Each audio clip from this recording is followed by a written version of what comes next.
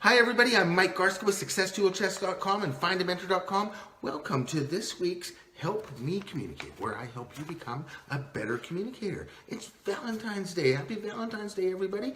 Don't forget to share your love. Valentine's Day is about sharing love, not just with our significant others, but with everybody. So wish your kids have happy Valentine's Day, your parents, your close friends and relatives, and spread the love. Happy Valentine's Day. So I'm here to help you become a better communicator. Each week I give you a few tips on what you can do to become a better communicator. As humans, we're creatures of habit. And how we communicate is a habit. And when we get into stressful situations, the way we habitually communicate matters most.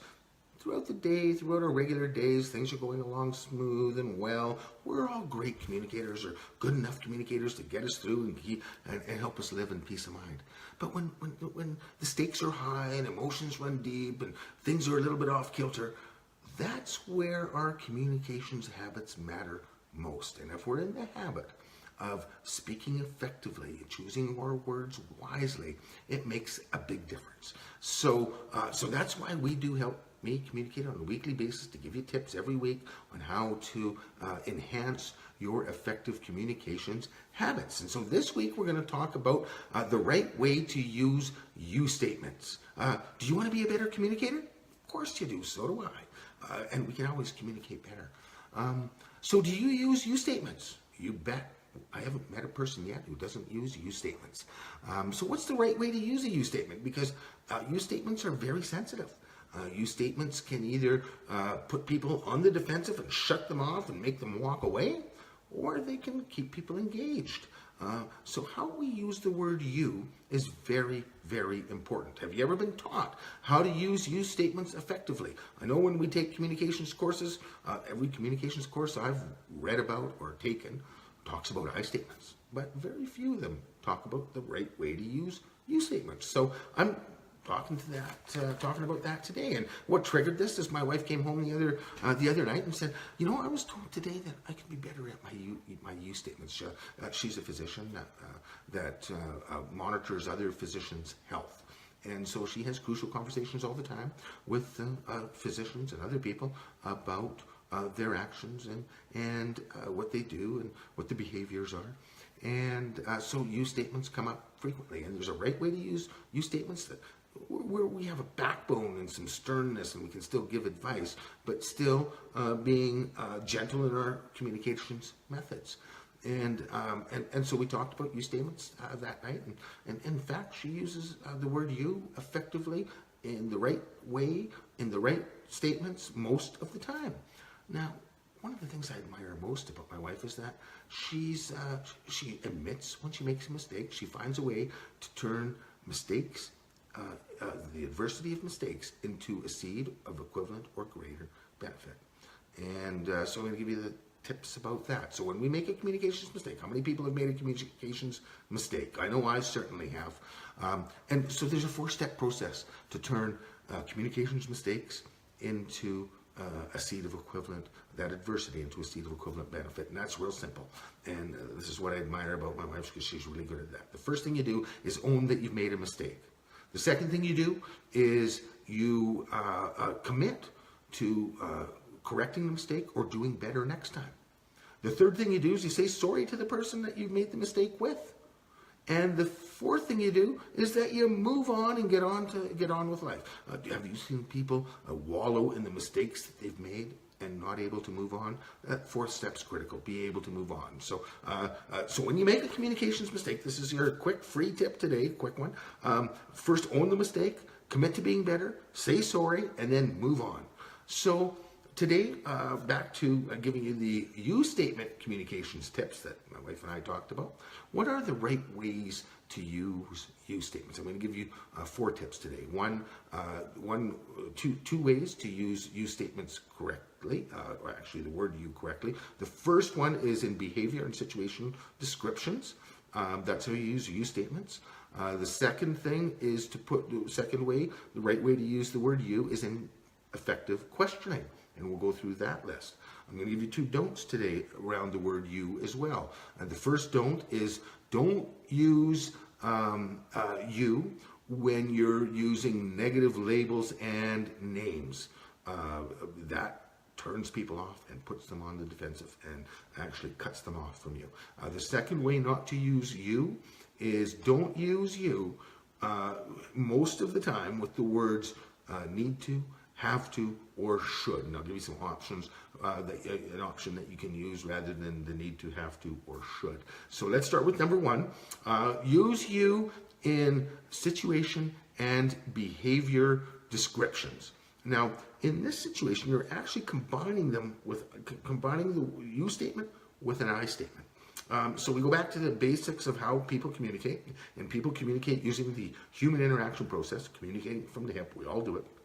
We sense something first. One of our 5 physical senses kicks in. Then we get a thought around that. We get an emotion around that. We have an intention from the emotion, the thought, and the sense, and then we choose action. And when we're communicating in sensitive situations, we want to identify those first 4 steps, the sensing, thinking, feeling, and intending. And so if I'm going to use the word you effectively, I'm going to combine it with I statements. And the best way to use the word you is in this statement here. What I saw you do, or the situation that I witnessed was this, and you did this. So I'm describing you in situations, circumstances, and I'm describing your behavior. What I saw you do was this. So I'm actually using the word you in stating facts about a situation, circumstance, or behavior. That's critical. And I'm combining with the I statement and what I witnessed. So what I witnessed you say was, you called this person an idiot. And when I heard you say that, I got very concerned that person was going to quit tomorrow because he doesn't like to be treated like that at work. And so I'm combining I statements with you behavior descriptions. Do you see how I did that? It works really well. So we say what we saw and what we heard, and we describe your actions in situations and circumstances. It's very simple.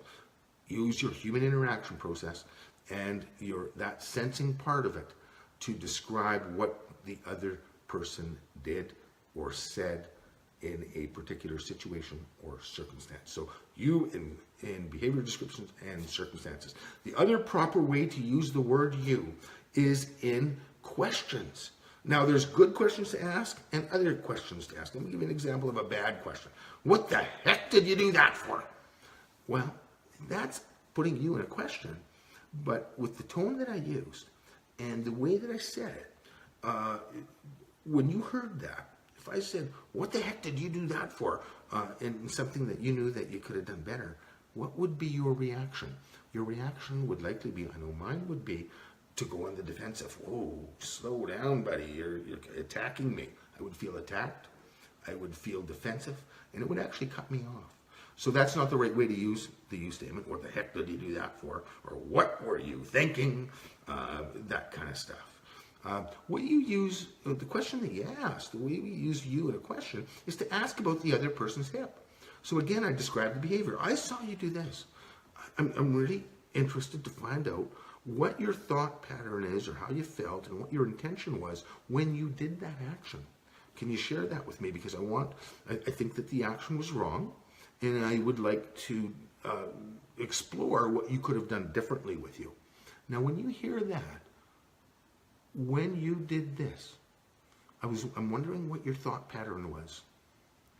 And what motivated you to do that, because I think it could have been done better. Would you rather hear that, or would you rather hear, what were you thinking? Why did you do that? So when you're using you in questions, simply ask people about their human interaction process. Sense, thinks, thoughts, emotions, and intentions. Just find out about those 4 things, and you'll understand what their actions are.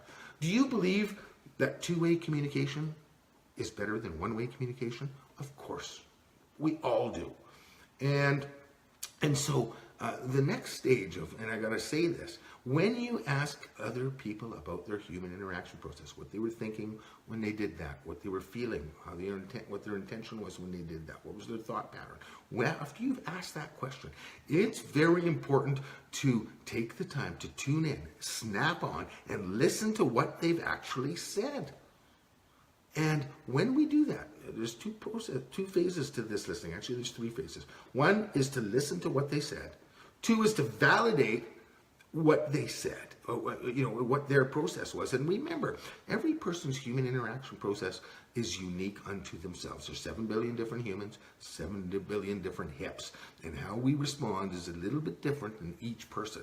And whether I agree with the other person or not, whether I judge them negatively or positively, it doesn't really matter. The reality is what they sensed, thought, felt, and intended that made them choose to act in a particular way is valid for them because it's real for them. No, it doesn't matter if I agree with it. It's valid for them. It's what they went through. And when we validate another person, they feel more engaged. They feel like they matter. They feel like somebody actually cares about what they're going through. So, do you like to feel validated, or do you like to be negated? Think about that. Validate the other person, whether you agreed with it or not. And it's okay to state that I disagree with that. Okay, but here's what you went through. Now, I don't agree with the way you process that, because I process this way. But it's still real for you, and I accept that. And so what can we do here's what I think, what can we do to move forward and move on in this process? Is I'm giving you examples here. So anyway, after you've asked people about their human interaction process, tune in, listen, validate what's going on with them, and clarify. Use reflective listening. Clarify that you understand what happened with them first. And in that clarification and validation, you keep the other person engaged, and the chances of finding a solution is much higher. And in that process of sharing your human interaction process, so here's what I saw you do, here's what my thoughts were when I saw that, and here's how I felt, and here's what I want to come out of this. When then the next stage of that effective conversation is when you hear me say those words that I just said, what are your thoughts around that? And so again, I'm using I statements combined with you statements or you questions. What did you think about that? What do you want to come out of this interaction? And we go back and forth in an effective communications process, discovering each other's human interaction process. Here's what I witnessed. Here's what my thoughts are. Here's how I feel about it. Here's what I want. When you hear me say that, what are your thoughts? How do you feel? What do you think?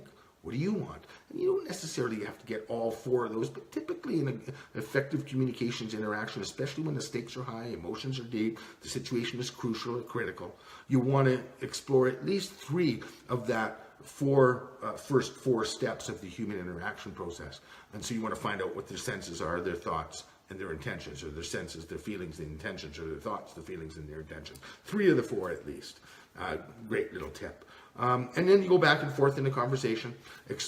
So when I hear you say that, this is what my thoughts are. Oh, okay. And when I hear you, so what are your thoughts after you hear me say this? And you lead the conversation, exploring each other's hips. And when you do that, you find common ground.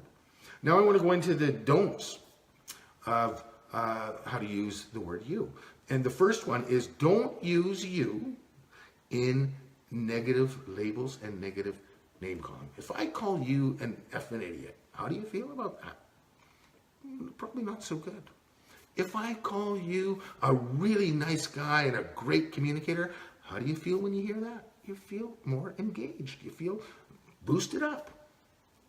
When we use negative labels and negative names, we take a person down and we actually prevent them from progressing. Do you want to be prevented from progressing? Do you want to prevent somebody else from progressing?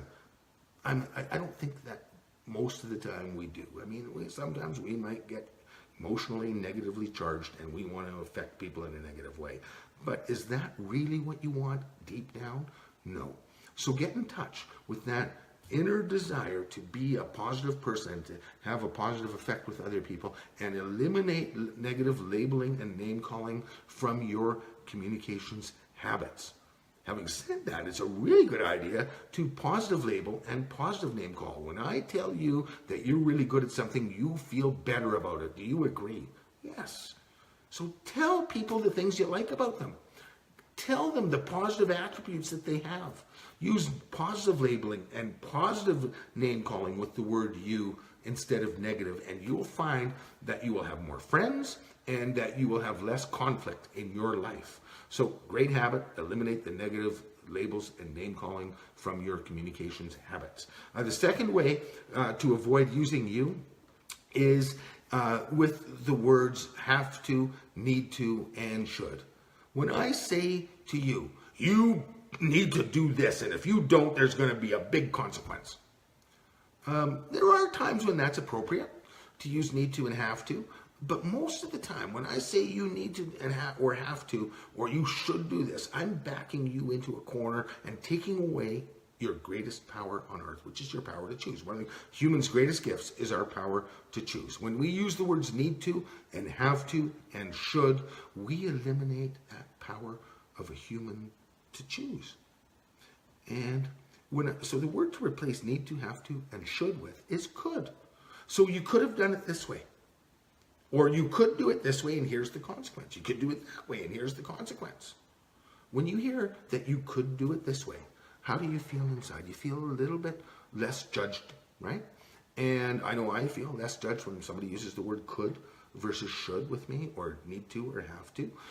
It shows that it allows me to think on my own, to think in options, and that keeps people engaged. It keeps people feeling validated, important, and like they matter. Do you like to feel like you matter, validated, and important? Of course you do.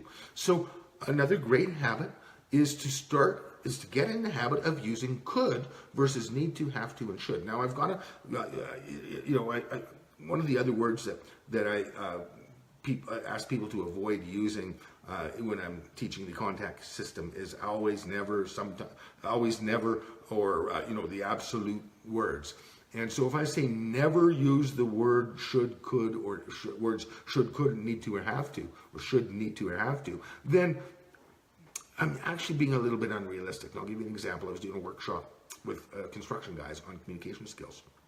And the one gentleman pointed out very clearly that, when I'm telling people and I'm training somebody that to use my diesel Bobcat, it's important that I tell them that you need to put diesel in this diesel engine. It's a diesel engine. And if you don't, the engine's going to blow up. If I say, well, you could put diesel in here, or you could put the gas. If you put gas, it blows up. It's not stern enough.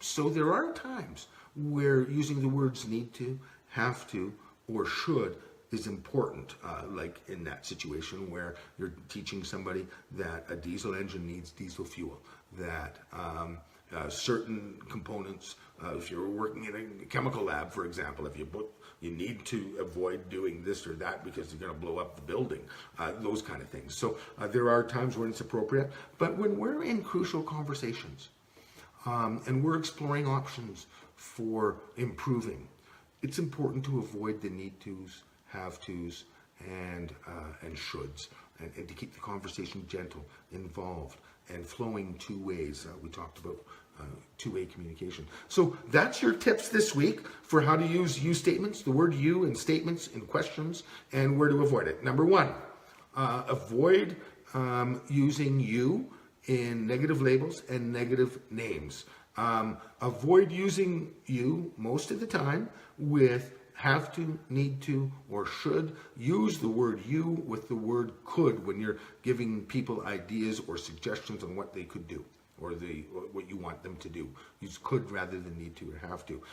Use the word you in behavior and situation descriptions. Describe people's behavior. Describe situations that you witnessed. You're combining the you statement with an I statement. And use you in questions to inquire about other people's human interaction process. What did you see? What did you witness?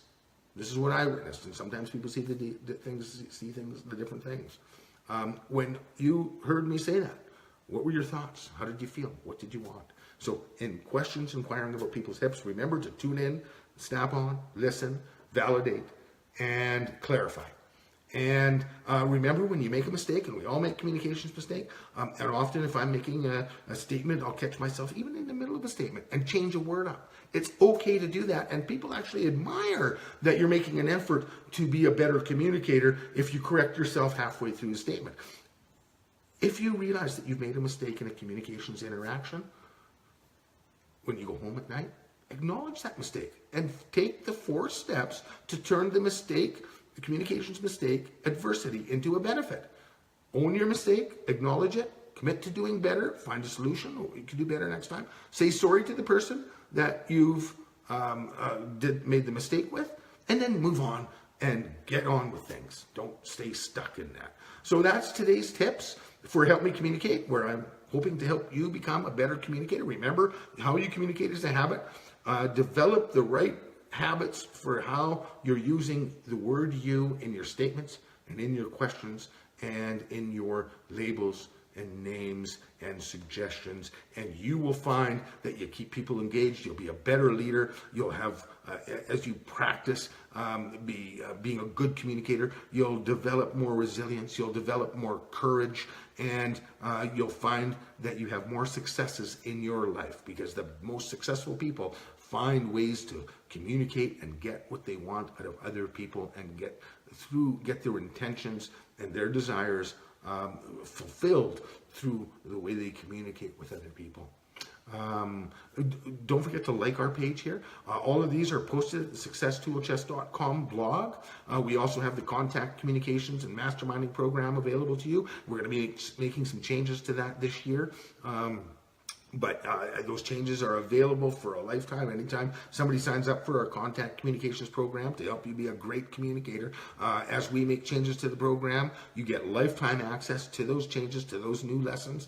So it's only $200, it's $199 to join the contact program. Please sign up to get the clear definitions of what the HIP, the human interaction process, is. That's free at successtoolchest.com. Just sign up and download the free video or the free PDF document on what and how people communicate through the HIP, the human interaction process. Don't forget to like our page. Tell your friends to tune in if they want to enhance their communication skills. If you know somebody that's interested in becoming a better communicator, tell them to tune in to us weekly. Go to Success Dual Chest, check out our programs. You go out and make it an awesome day. Thank you for watching. We'll see you next week. Happy Valentine's Day. Bye for now.